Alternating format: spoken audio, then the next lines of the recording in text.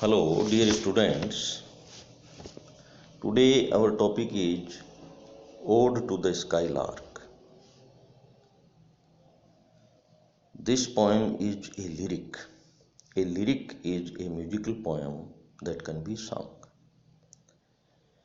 So far as this poem is concerned, this is one of the finest lyrics in English poetry.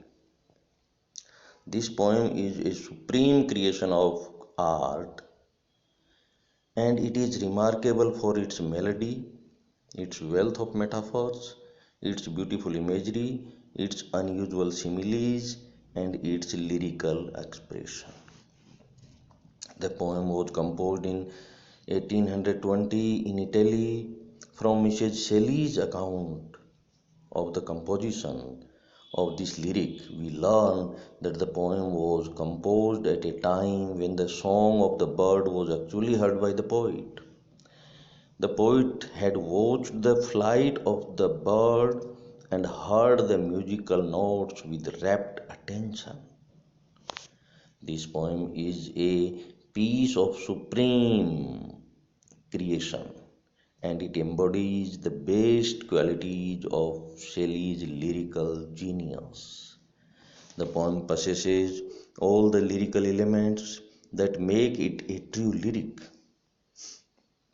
It has vivid passions, verbal melody, and spontaneity of utterance. The poem has undefinable sweetness about it.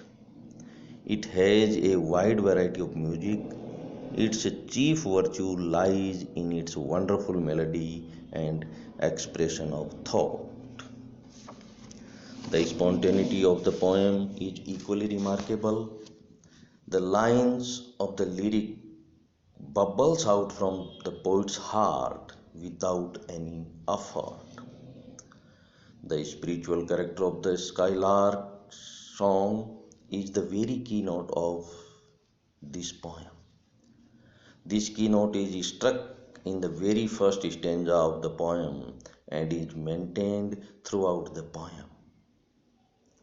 One of the most significant qualities of the poem is the richness of its imagery. In fact, the whole poem becomes the picture gallery of living images which haunt the readers like the refrain of music.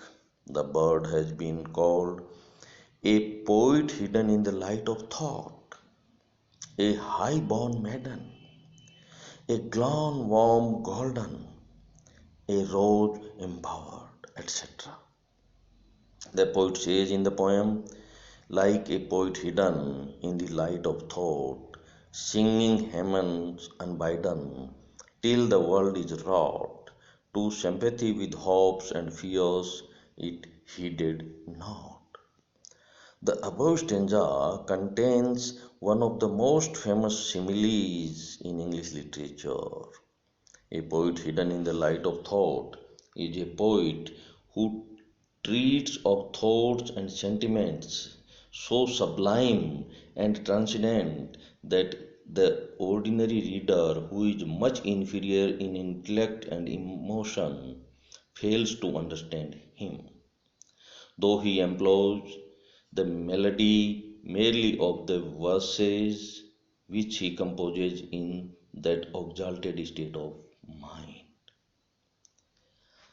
The pictorial quality of the poem is equally significant.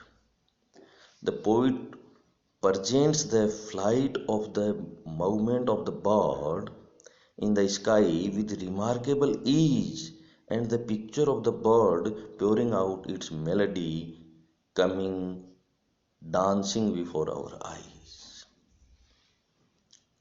The praises showered on the skylark show the appreciative genius of the poet for the beautiful objects of nature. P.B. Shelley had a tender heart, vibrating with love of nature.